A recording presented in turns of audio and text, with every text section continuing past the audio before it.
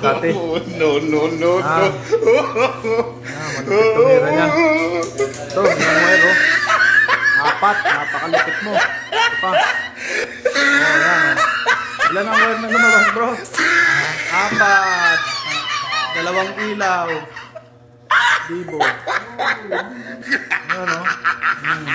Yan, ang ganda ng wire po. Spaghetti. Aayusin natin, i-restore natin yan.